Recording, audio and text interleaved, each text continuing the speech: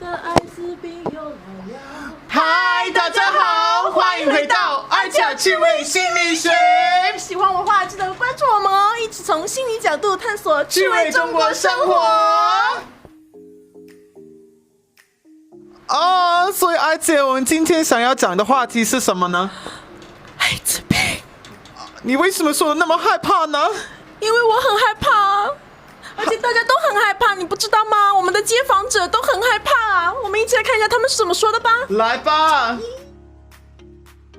了解不是很多，上大学的时候和舍友一起学习啊。基本怎么传播啊什么的都比较了解，还是有一点模糊。但我知道它的传播方式：血传播、母婴传播、性传播。知道它的传播方式，然后知道有阻断药。我也是。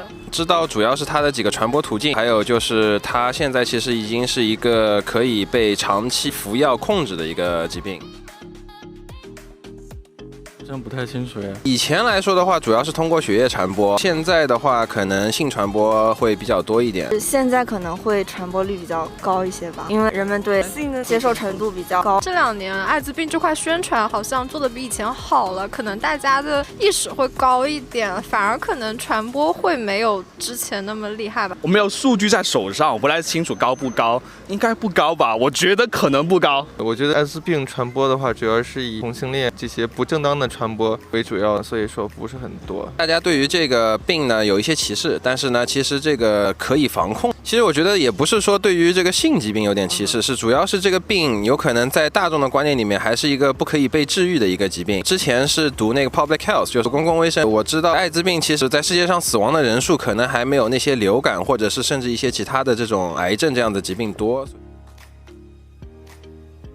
是有看到过新闻，比较多好像是大学生，可能自我保护意识不太强。对于国内来讲的话，就是 LGBT 团体的话可能会多一点。同性恋整个群体，这是一种固有印象。男性同性恋群体吧，因为他好像在那个性交的过程当中会容易产生，而且之前可能人们对男性同性恋有那种刻板印象。首先我对这个没有什么歧视哈，可能同性恋居多一些吧，会有这种流血传播途径是这样子的吗？首先，特别是对于 gay 就是男的这种性行为的保护的力度比较差，这个是会有传播风险的。同性恋，我觉得他们有可能是没有使用安全套，但是呢，在以前的话，可能是有一些卖血的这样子的一个现象，所以之前是通过那种途径传播。然后是针孔传播、毒品，还有一些很不幸的，可能是一些去捐血的时候有一些东西。第二就是医务人员嘛，在一些手术或者怎么操作过程中，可能没有做好防护措施，不小心去接触到一些艾滋病人，然后就可能会不小心染上艾滋病这样。我也不敢了，因为如果在前期他也是要一个终身治疗，别人对你的看法会导致有可能会不敢。我觉得可能作为我应该不会吧，但是可能会去接触同样得了艾滋病群体的人。会的。因为这个东西及时发现、及时预防，正常交往是没什么问题的。会啊，没问题，但是会注意各方面，比如说像共同进食是没有问题，甚至于如果是情侣之间轻度的接吻也是没有问题，所以只要注意好，然后正常的进行沟通是没有问题。如果说我有艾滋病的话，那肯定是会告知的，必须告诉他，是必须的。会啊，隐藏的话可能对自己也是一种心理压力，告诉别人也是对别人的一种负责。我觉得是站在人与人之间非常真诚交往的前提下的话，这个事情对方是需要知道的，就是我不希望有任何的隐瞒，发生任何事情都是需要在对方知道并且接受这个事情的情况下，然后才去可能会有另外的交往或者什么的。因为我这个人就不太能撒谎，我觉得如果就是跟他隐瞒，我自己肯定也会良心不安。这个问题有点难回答。可能会有一点改变，因为基于我对这个病不太了解的原因，有点恐惧，所以我不太了解的东西会对我造成一定的心理影响。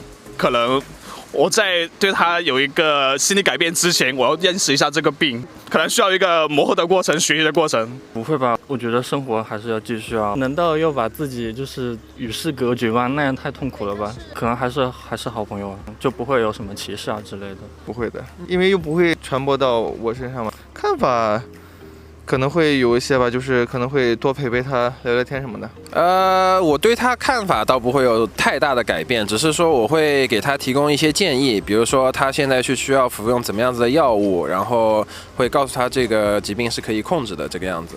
我不会对任何人看法上有改变，但是我一定会注意防范。对。不会吧？但是会督促他去不要放弃去积极治疗吧。她是你闺蜜吗？你立马去看她的。不是，我在你跟前，我怎么说呢？我认为我对他不会产生任何的偏见。我现在接受知识好像有说，就是现在艾滋病其实会慢慢变成一种慢性病，其实对他的别的东西没有任何影响，就可能只是说会陪伴他这一生。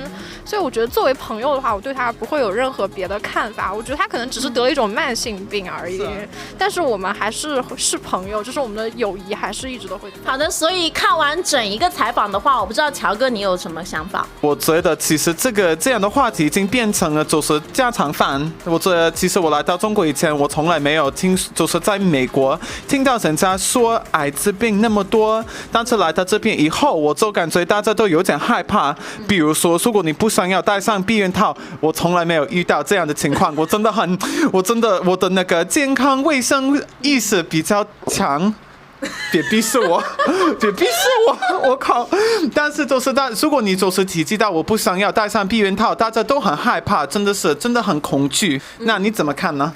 其实我觉得很多人，比如说我也是一样，我一直觉得艾滋病是一个比较遥远的一个病，但其实艾滋病的普及率的话，比我们想象中的要高。它在世界上面的普及率大概在人口的0.7%左右，那么在中国的话大概是0.1%。那很多人还可能没有公布，那这个数据可能比我们现在说的还要高。那你想象一下，你接触到的可能性也是挺高的，而且特别是最近这个新闻报道，就是说大学生的一个得艾滋病的一个几率都在上升。所以我觉得就是说，既然这个病毒是存在的，我们不应该去存在于侥幸心理，觉得不可能发生在自己身上，我们更应该去认识这个病毒，然后做好积极采取就是保护措施，这些对，真的很重要。对，这也是我们做这一期的目的。